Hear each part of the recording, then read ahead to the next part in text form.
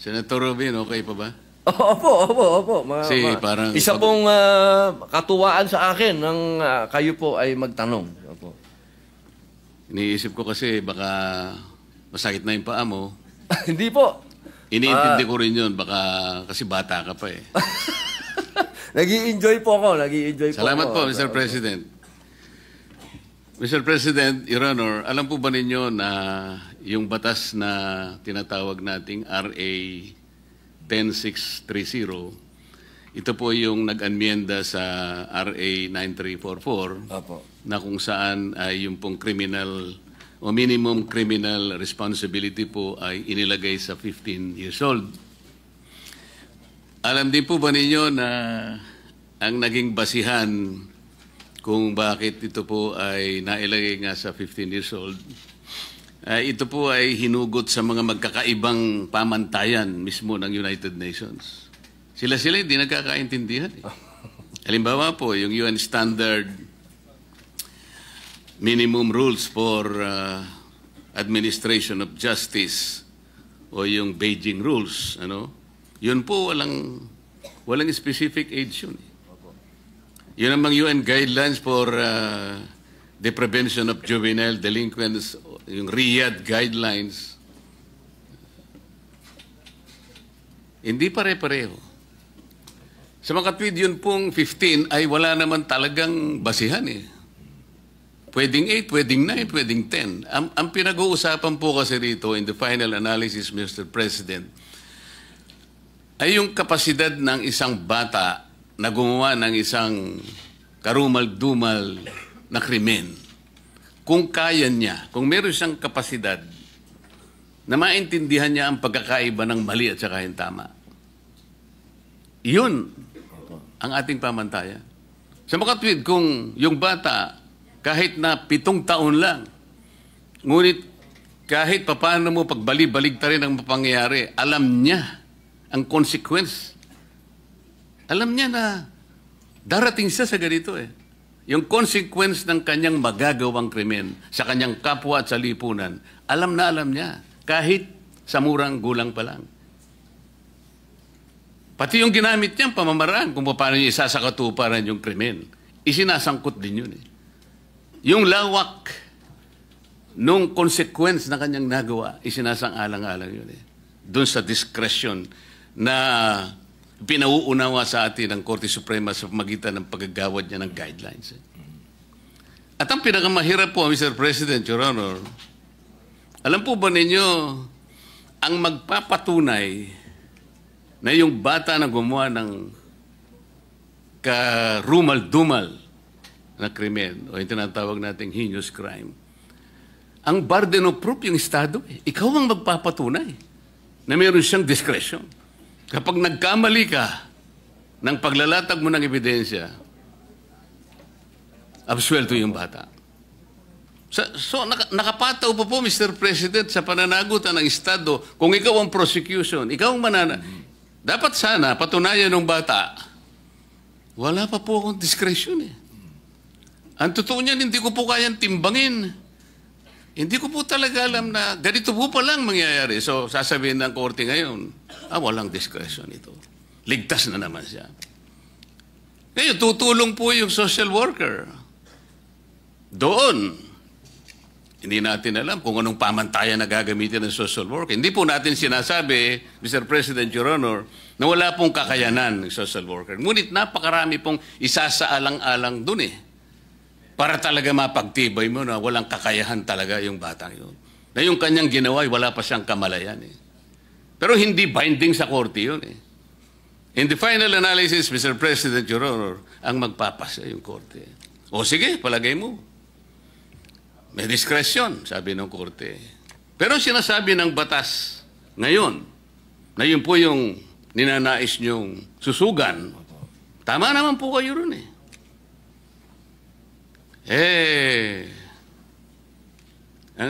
Ang sinasabi po niya kasi ron kailangan makilala natin kung anong mga consequences. Napakahirap nun At pagkatapos, sige, napagtibay na.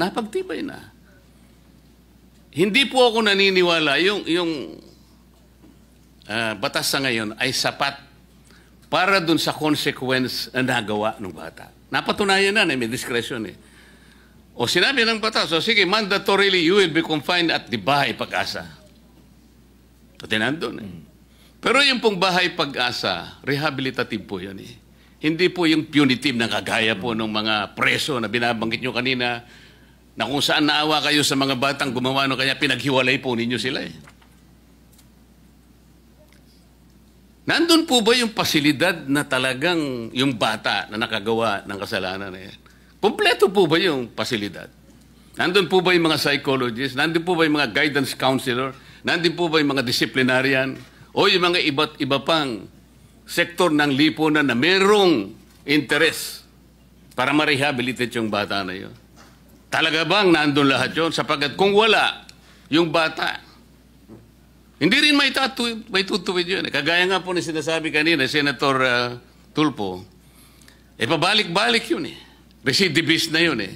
Pero, baka 7 years old. Kamukha po ng example nyo kanina, 8 taon lang nakagawa na eh.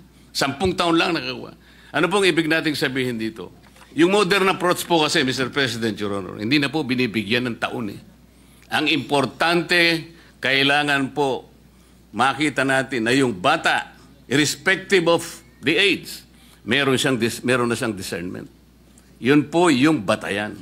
Kailangan lang mapagtibay natin na yung bata sa maraming elemento, mapapagtibay natin. Meron siyang discernment. Ginawa niya, alam niya yung consequence, pati paraan ng paggamit niya at pa yung kahihinatnan niya at ang epekto sa lipunan, alam niya. Kahit 7 years old, dapat managot siya. Mr. President, kayo po ba'y naniniwala na dapat ganun ang approach natin, Mr. President, Your Honor? Opo. Yan po talaga ang buong-buo po nating paniwala. Katulad po ng nabanggit ko kanina sa amin pong patron. Alam niyo po, lagi ko pong sinasabi, bakit nawala na sa atin ang youth detention? Dati po kasi may Boys Town po tayo, kung naaalala niyo po, nung araw. Hindi ko alam bakit nawala yan. Advance na tayo noon eh, nandun na tayo eh. Kasi kung sasabihin niyo po sa akin na sapat ba para sa mga nakagawa ng heinous crime, yung dadalhin sa Bahay Pag-asa, doon po lang ako talaga nasaktan. Sapagkat nung ako po talaga ang saksi niyan sa Camarines Norte, nung dinala yung mga nang-rape at pumatay na nag-video pa doon sa kanilang ginawang rape at ginawa nilang autopsy, hindi po talaga ako makapaniwala. Iyan lang ang gagawin nyo? Diyan sa mga batang yan, ganyan lang i-interviewin nyo? Ni anytime pwedeng tumakas dito dahil wala namang kulungan? Yan lang. Ayan daw po talaga ang sinasabi ng batas. At sinabihan pa ako, hanggang dyan lang po kayo. Hindi nyo po pwedeng tanungin, ha? Ako na po yun. Senador na po ako nun. Hindi ko pwedeng tanungin. Hindi ko pwedeng kausapin. Hindi ko pwedeng, wala ho talaga. Hindi daw pwede. Kasi underage sila. So yun lang po ang aking hinanakit. Ang hinanakit ko po, totoo lang, mahal na patron, ay bakit naman dumating tayo sa puntong ito na kapag ang nakagawa ng karumal-dumal na krimen, tatratuhin pa ba natin itong bata? Ibig sabihin, hindi man tayo makaisip po ba ng paraan na tayo gumawa man lang ng youth detention center na maramdaman man lang nung bata na siya po ay nangulungan, hindi na kasama kaming matatanda. Kasi ako po mismo, naniwala no na hindi dapat kasama ang matanda. Yun nga lang, nung iniwan namin, nagpaluan, may patay. Ang sinasabi ko lang po, hindi pa rin mainam na itong mga batang to kasama pa rin ng mga matatandang bilanggo. Sana ang pag-usapan na natin ngayon, meron na tayong youth detention center na nandun po nakapaloob na yung sinasabi po nung na yung umiiral na batas na naando doon yung loob, yung rehabilitation. Dahil kung tatanungin din niyo po ako, nung ako po'y nangulungan, ako din po ang nagdala ng unang-unang therapeutic center sa loob ng Bilibid. Ibang usapin naman po yan dahil sa drugs naman po yan. Nabigyan pa po tayo ng award ng DDB dyan dahil tayo pong naggawa ng rehabilitation dyan sa loob at inabot po yan ni General Binarao. Ang ibig ko lang pong sabihin, naniniwala tayo sa rehabilitation. Pero bago tayo makarating sa rehabilitation, magbayad ka muna ng kasalanan mo. Hindi naman po pwedeng hindi ka magbayad ng kasalanan. Yun lamang po. Alam ko po, Mr. President, ang gusto po ninyong bigyan ng diin ay makilala sana ng bata sapagkat nakagawa nga siya noon at meron nga siyang discernment mong gawin niya yon, ay sa sarili niya mapanagutan niya yon. Opo. Baka sakaling kahit na sa murang edad niya, Mr. President, Your Honor, ay makapagsimula siyang maalala niya na ganun pala. Ganito pala ang magiging epekto para sa akin kung uulitin ko pa ang bagay na ito. Kasi ang nangyayari po sa ilalim ng batas, Mr. President, kaya mandatory po, dadalhin siya sa bahay Pag-asa. At pagkatapos ng isang taon po, mandatory rin gagawa po ng ulat yung social worker at doon ay pagtitibayin niya na maaaring okay na po ito, ayos na po ito, pwede na siyang ma-reintegrate sa ating lipunan. Doon lang po ba tayo nakabate doon sa report niya? Gaano po katotoo yung report niya? Kaya po tinatanong ko kanina, Mr. President, kumpleto po ba yung process? Nung siya'y makarating doon sa unang araw hanggang sa ika-100 o ika-1 year niya doon ay talagang lutong-luto siya na lahat ng kanyang pinagdaanan ay contributory sa pagiging isang mabuting tao na niya. Makapagsimula siya, makabalik sa mainstream ng ating lipunan. Hindi pa po yun ang inyong tinutukoy, Opo Mr. President? Opo yun po yung... alam niyo po kasi dapat bata pa lang alam na niya yung accountability. Kung ano yung ginawa niya, dapat alam niya na. Hindi dapat alam niyo, ito lang po sinasabi ko, hindi po sa ibang kaso. Sa ibang kaso naman po, doon po sa batas kasi pagka 6 years below, parang probation din naman po yun. Wala naman po akong kontra doon. Doon lang sa heinous crimes. Ulitin ko po. Doon lang talaga. Yung karumal-dumal. Opo. Isipin nyo, kwentuhan lang ang puhunan mo pala. Pag ako'y pumatay ng tao, ng rape, na bata, ang mangyayari sa'yo, ang puhunan mo lang pagdating mo sa bahay Pag-asa, kwentuhan lang. Wala kang gagawin, kundi makikipagkwentuhan ka lang doon sa lahat ng mga ibibigay sa'yo ng gobyerno, sa mga programa doon, pero hindi ka nagbabayad ng kasalanan mo. Importante po sa lahat, yung magbayad ka ng kasalanan mo, sa murang edad, maintindihan mo na kailangan mong magbayad ng kasalanan pag may utang ka. Yun lang naman ang kailangan na hindi mo pwedeng lagpasan yun. Kailangan magbayad ka. Ginawa mo yan eh. Pwede po bang malaman, Mr. President, nung kayo po ay unang nakalabag o nakagawa ng labag sa batas, anong taon po ba kayo? 10 taon po. Napakaswerte po ng intervention na ginawa ng ating bansa sa inyo sapagkat sa kabila ng maaga po ninyong pagkakalabag ng ating mga batas. Ngayon po ay kausap ko na kayo bilang isang senador ng ating bansa.